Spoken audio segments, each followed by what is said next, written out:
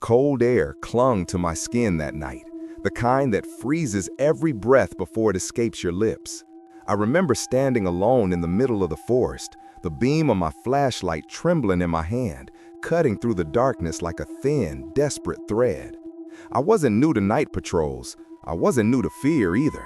But something about that moment told me I shouldn't have been there. Something told me I shouldn't have survived that night. The trees stood unnaturally still, as if the whole forest were holding its breath, waiting for something I couldn't see. I kept turning, scanning the shadows, convinced that something was watching me from just beyond the edge of the light. And the worst part was the feeling that whatever it was, wasn't hiding from me. It was studying me. I wish I could tell you this story began with warning signs, storm clouds, radio calls, anything that might have prepared me. But it didn't. It started as a routine evening patrol deep inside the national park I had grown to love over the years. The kind of night when the world feels quiet and predictable, when the animals settle into their hiding places and the trails go still.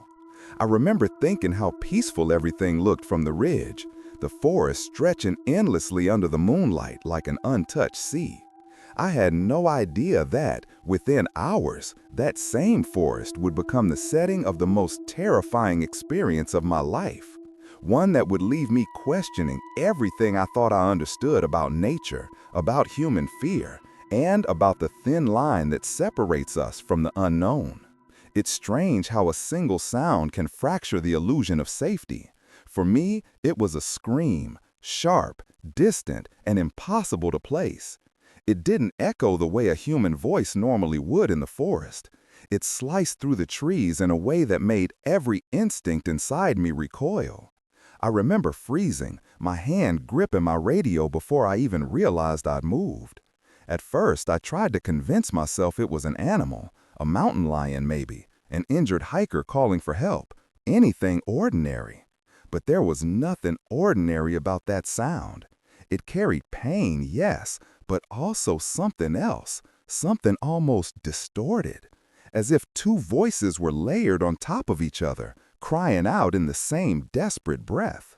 That was the moment everything changed. That was the instant the forest I knew so well became something unrecognizable. I radioed dispatch, my voice lower than I intended, and reported the scream. Protocol said to wait for confirmation, but instinct pushed me forward. I started moving toward the sound, each step crunching through frost-covered undergrowth. The air felt heavier the deeper I went, thick with a tension I couldn't explain. I remember thinking how strange it was that no animal stirred, not even the usual chatter of insects. The forest had gone silent in a way I had never experienced before. And then, just as I approached the narrow bend in the trail, the radio crackled with the one message I would never forget. A missing person report on the Deepwood Trail, a hiker unaccounted for, last seen hours earlier. My stomach dropped. Something inside me whispered that these two events were connected. I didn't know how, I didn't know why, but the dread settling in my chest told me I was already too late. I tightened my grip on the flashlight, knowing the night was only beginning, and whatever waited ahead was beyond anything I had ever trained for. People often imagine a park ranger's life as peaceful. Long hikes through quiet trails, watching sunsets from mountain overlooks, helping tourists find their way back to the parking lot when they wander too far.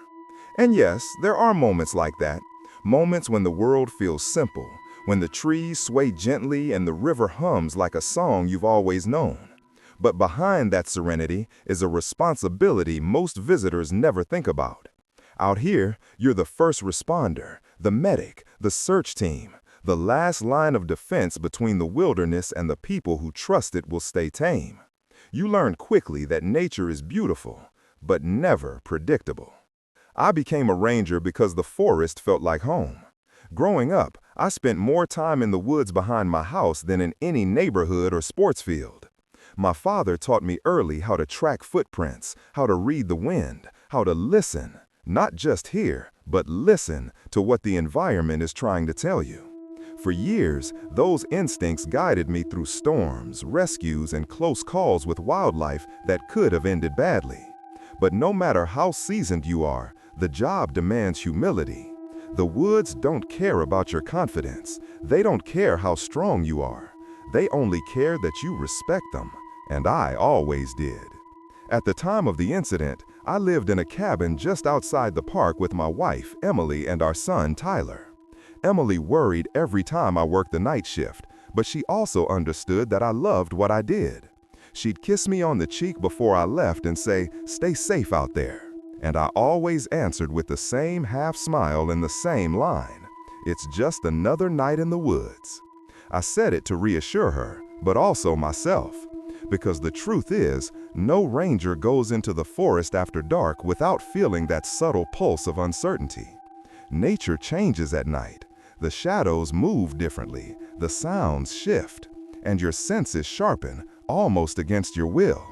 Part of our training included wilderness medical response, how to treat hyperthermia, how to stabilize fractures, how to perform emergency triage hours away from the nearest ambulance. You learn to make split-second decisions while staying calm enough to earn the trust of someone whose life may be slipping away in your hands. I always prided myself on that. I could stay level-headed under pressure. I could adapt. I could handle the unknown. Or so I thought.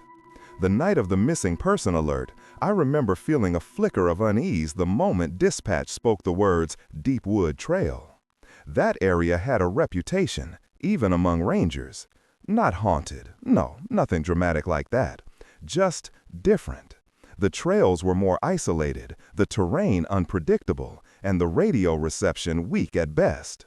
Something about the place always felt slightly wrong, as though the air carried a heaviness you couldn't quite put your finger on. But I pushed the feeling aside. After all, a hiker needed help, and when that call comes in, everything else, fear, fatigue, doubt, gets buried beneath duty. What I didn't know then was that this call would lead me into the darkest night of my career, the moment that would redefine what I believed was possible inside those woods. The missing hiker's name was Michael Dunn, a 32-year-old software engineer from Ohio who had come to the park alone for a weekend of camping. The initial report described him as experienced, calm, and physically fit, someone who understood basic wilderness safety. That alone made the situation unsettling. Most disappearances we handled involved inexperience or poor planning, hikers wandering off marked trails, families underestimating nightfall, or visitors pushing themselves too far without proper gear.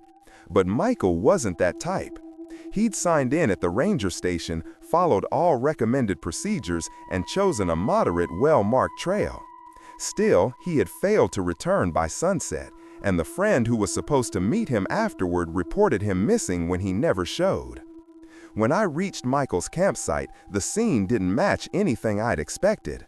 His tent was still standing, but the entrance flap hung open, swaying in the wind. Inside, his sleeping bag was half unzipped, as though he'd left in a hurry. His backpack lay beside the fire pit, untouched, with a half-eaten protein bar inside.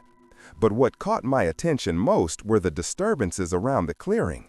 Deep, irregular gouges in the soil that didn't match boot prints or any recognizable animal pattern. They curved and twisted like something had been dragged or had dragged itself. I crouched beside one of the impressions, running my gloved fingers lightly over the torn earth, and felt a chill climb my spine. Other rangers arrived shortly after, and we split up to begin the standard perimeter sweep.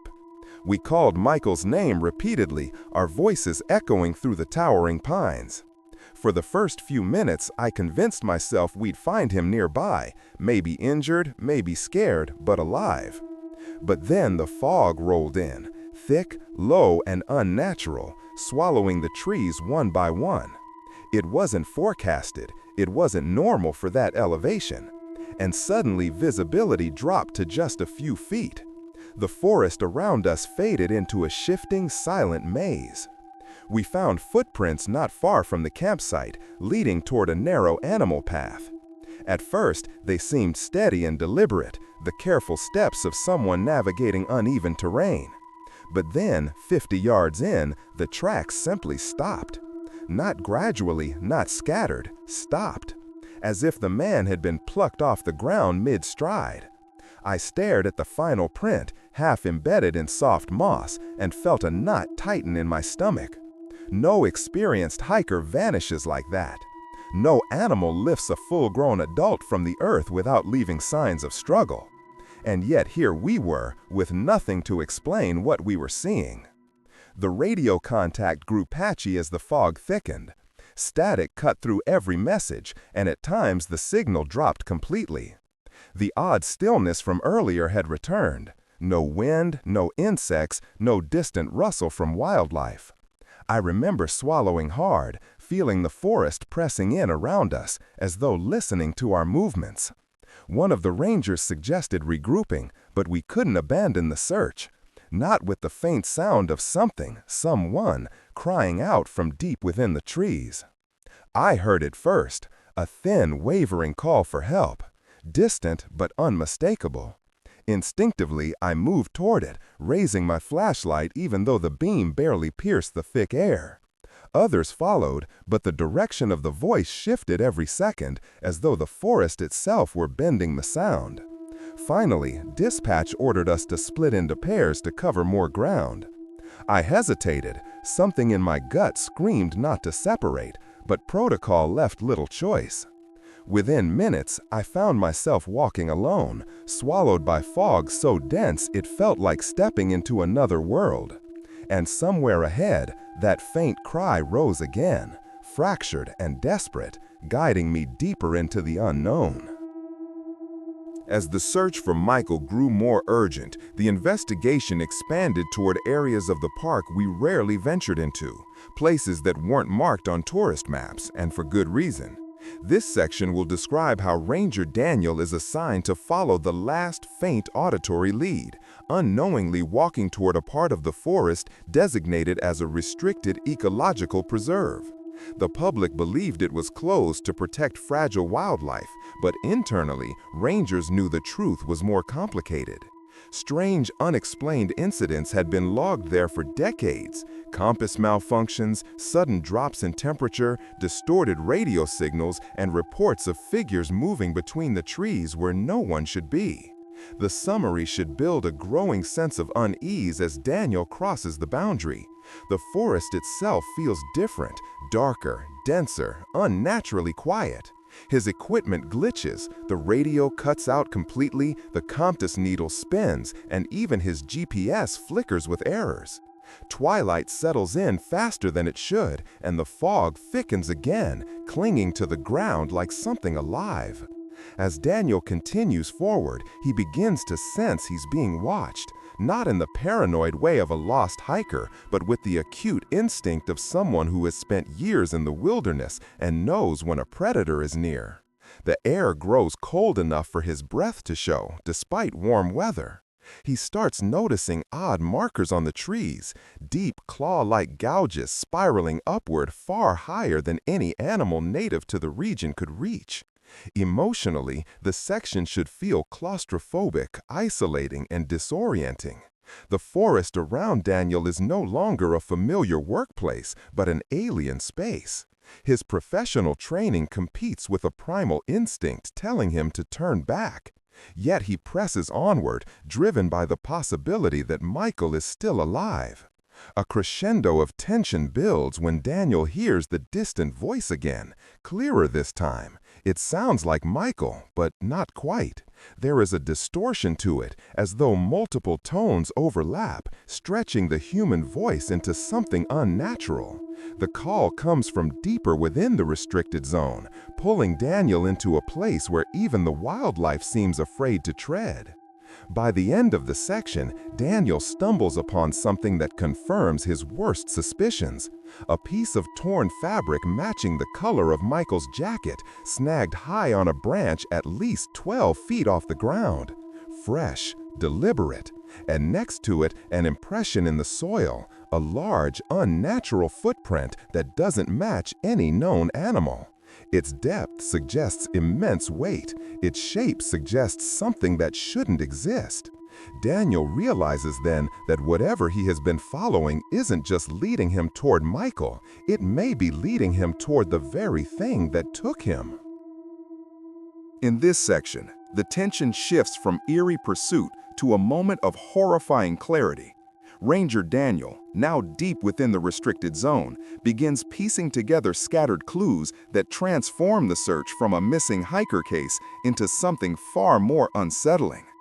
The section should feel like the point in a documentary where the music drops to a low hum, the narration slows, and the audience leans in because they know a revelation is coming, one that reframes everything they thought they understood. Daniel follows the strange footprint trail cautiously, documenting each step even as his hands tremble. The forest canopy overhead grows impossibly thick, turning late afternoon into near night. The fog curls around the trees like smoke, thinning only when Daniel reaches a small clearing he's never seen on any map. The air within it feels heavy, charged with something electric that raises the hairs on his arms. At the center lies a circle of flattened grass, as if something enormous had been resting or waiting there recently. That's when Daniel spots it. Michael's backpack, perfectly upright, its straps neatly arranged, untouched by dirt or weather despite days outdoors. It looks as if someone placed it there intentionally. When Daniel opens the pack, the discovery becomes even more chilling. Inside are Michael's personal items, water flask, notebook, energy bars, but they're arranged with unnerving precision, packed tighter and cleaner than any lost hiker would manage. But the most alarming object is a small handheld radio, still on, still crackling with low static. When Daniel lifts it, the static warps into that same distorted imitation of Michael's voice, calling his name, as though mimicking a distress signal. Except the real Michael never carried a radio capable of broadcasting that frequency. Emotionally, the scene should blend dread with an overwhelming sense of tragic realization. Daniel begins to understand he is no longer searching for a lost hiker, but tracking something that can imitate, mislead, and manipulate its environment with intelligence. The documentary narration should reflect Daniel's internal conflict, his ranger training urging him to catalog everything, while his instincts demand he run as fast as he can. Yet he stays, driven by duty, and by the quiet hope that Michael might still be alive somewhere beyond this clearing. The moment that defines the section and becomes a key emotional beat of the documentary comes when Daniel finds a final object near the tree line. Michael's boot, placed upright in the dirt, pointing toward the deeper part of the forest, almost like a marker. But inside the boot is something impossible. A single fresh footprint, smaller than the boot, made by a bare human foot. Michael's foot. A footprint as if he stepped into his own shoe after it had already been removed. This discovery shakes Daniel to his core. It's the first tangible evidence that Michael's disappearance isn't a simple tragedy of nature. It's something violating the normal boundaries of the world he knows. And it forces Daniel to confront a terrifying possibility. Whatever was leading him here isn't just watching, it's communicating. The transition from the forest to the hospital feels abrupt, almost jarring, as though Daniel has stepped from one reality into another. One moment he is stumbling through fog with Michael's limp body in his arms, heart pounding with primal fear. The next, he is surrounded by bright lights, shouting medics, and the sharp scent of antiseptic that fills the trauma bay. Yet even here, in a place governed by science and procedure, the sense of wrongness refuses to dissipate. Daniel feels it lingering on his skin, like the cold from the woods has followed him indoors. Michael is immediately rushed behind double doors, and Daniel stands helpless just outside, watching as nurses and physicians move with choreographed precision. They call out vitals, request warm IV fluids, begin rapid neurological assessments. But with every update, their voices tighten with confusion. Michael's body temperature is dangerously low, closer to someone pulled from icy water than from a mild evening forest. His skin shows discolorations that don't resemble bruises or lacerations, but patterns, abstract, branching marks beneath the surface, as if blood vessels had burst in strange formations. Daniel overhears one physician ask whether chemical exposure could cause something like this, only for another to shake her head. Nothing matches. A neurologist steps out momentarily, asking Daniel to recount everything he witnessed. Daniel tries to explain, but how does he describe the presence he felt in the woods without sounding unstable? How does he articulate the moment the air pressure shifted, when Michael screamed, when shadows moved as though alive? His voice falters, and he settles for something vague: fog, injuries, possible hallucinations from trauma. The neurologist nods politely, but Daniel sees the doubt in his eyes. Hours pass, and despite the team's efforts, Michael never regains meaningful consciousness. His heart rhythm becomes erratic, surging and plummeting without pattern. Machines beep in chaotic, unnerving intervals, as though responding to something beyond physiology. When he finally flatlines, the room goes silent. The team fights to revive him, but the attending physician eventually steps back, calling the time of death with a quiet, heavy finality. Daniel sits in the hospital conference room during the medical review, surrounded by charts and imaging results projected onto a screen. Specialists from multiple departments attempt to piece together a cause, but each report ends the same way: inconclusive. Hypothermia without environmental cause. Deep tissue trauma without external damage. Neurological storms without a clear origin. A body reacting to something they cannot name. The official report lists the cause as multi-system trauma of unknown origin. Daniel signs his witness statement with trembling hands. No one asks about the forest again. No one mentions the impossible footprint, the voice on the radio, or the presence he felt closing in around them. As he leaves the hospital, Daniel realizes a chilling truth. Whatever happened in those woods, he is the only one who saw even a fraction of it, and no one believes him. Not really. Years have passed since that night, yet the memory refuses to fade. I left the Ranger Service soon after, unable to reconcile the events in the forest with the life I once knew. I still hike, but cautiously, always with my son Tyler by my side.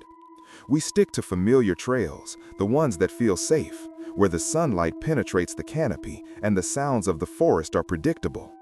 But even here, I am haunted by the sensation that something from that night remains, lurking just beyond perception, waiting for a moment when I am unguarded.